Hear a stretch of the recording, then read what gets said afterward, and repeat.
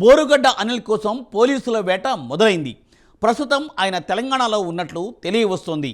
ఆయన ఎక్కడ ఉన్నాడనే దానిపై ఫోకస్ చేశారు పోలీసులు. తాజాగా తన హత్యకు కుట్ర జరుగుతోందని సంచలన వ్యాఖ్యలు చేశాడు బోరుగడ్డ. ఇంతకు అనిల్ మాటల్లో ఏమైనా నిజముందా లేక కొత్త డ్రామాకు తెరతీశాడా? Let us watch the story.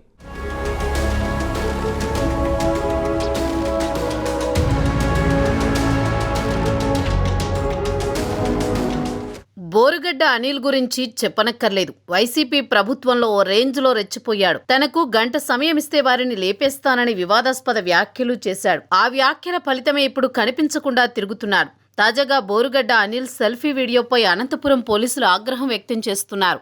తనకు బెయిల్ రాకుండా కూటమి ప్రభుత్వం అడ్డుకుంటోందని సెల్ఫీ వీడియో రిలీజ్ చేశాడు బోరుగడ్డ.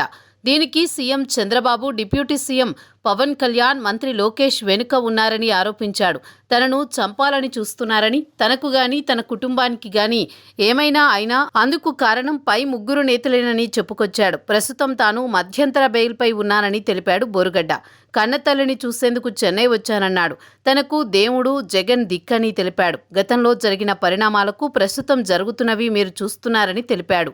న్యాయస్థానాలంటే తనకు గౌరవం ఉందని చెబుతూనే తనపై తప్పుడు ఆరోపణలు చేస్తున్నారనే ఉద్దేశంతో ఈ వీడియో రిలీజ్ చేస్తున్నట్లు వెల్లడించాడు. అనంతపురంలో తనకు బెయిల్ వచ్చే సమయంలో పోలీసులు కుట్ర పన్నారని, 3rd డిగ్రీ ఇచ్చారని, కర్నూలులో తనను చిత్రహింసలు పెట్టారని ఆయన ఆరోపించారు.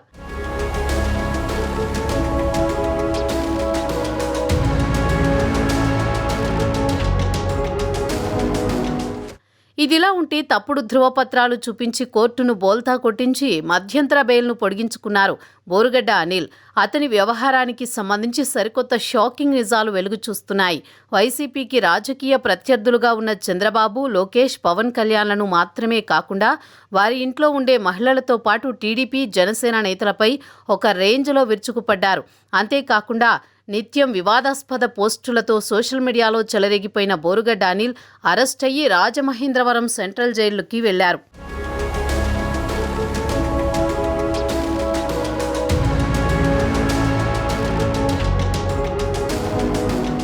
జైల్లో ఉన్న వేళలో అతగాడి హవా గురించిన దిమ్మ తిరిగే వాస్తవాలు వెలుగు చూస్తున్నాయి. జైల్లో ఉన్నప్పుడు బోరుగడ్డ అనిల్ కదలికలు, అతడి వ్యవహారాన్ని పట్టించుకొని ప్రభుత్వం అందుకు తగిన మూల్యం చెల్లిస్తోంది. జైలు సిబ్బంది అతనికి దాసోహం కావడం ఇప్పుడు సంచలనంగా మారింది.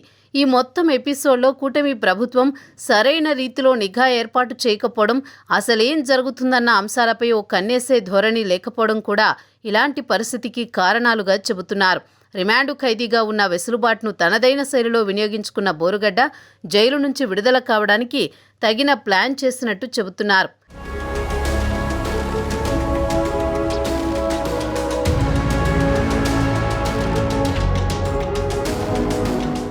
అయితే రిమాండ్ ఖైదీగా వారానికి 3 సార్లు ఫోన్లో మాట్లాడేందుకు వీలు కల్పిస్తారు. ఈ సందర్భంగా వారి సంభాషణలు రికార్డ్ అవుతూ ఉంటాయి. వాటిని ఎప్పటికప్పుడు వింటూ ఏదైనా సందేహం వస్తే అప్రమత్తం కావాలి. అయితే బోరుగడ్డ విషయంలో జైలు అధికారులు ఇవేమీ పట్టించుకోలేదన్న ఆరోపణ బలంగా వినిపిస్తోంది. జైలు నుంచి ఒక నెంబరు బోరుగడ్డ ఫోన్ చేస్తే సదరు వ్యక్తి వైసీపీ ముఖ్య నేతల్ని, మరికొందరికి తన నెంబరు నుంచి కాన్ఫరెన్సు కలిపి మాట్లాడుకునేవారన్న విషయాన్ని తాజాగా గుర్తించారు.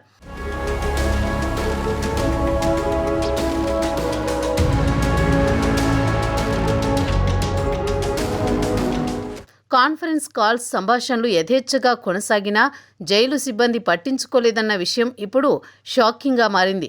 ఇదే తప్పుడు ధృవపత్రాలతో మధ్యంతర బెయిల్పై విడుదలయ్యే అవకాశాన్ని కల్పించినట్టుగా చెబుతున్నారు. అతను చేసిన ఫోన్ కాల్స్కు సంబంధించిన CDRను తీసి కాల్ డేటా రికార్డును విశ్లేషిస్తే మరిన్ని వాస్తవాలు వెలుగు చూస్తాయంటున్నారు. మరి ఈ వ్యవహారంపై కూటమి సర్కార్, జైలు సిబ్బంది ఏ రీతిలో రియాక్ట్ అవుతారన్నది ఇప్పుడు ఆసక్తికరంగా మారింది.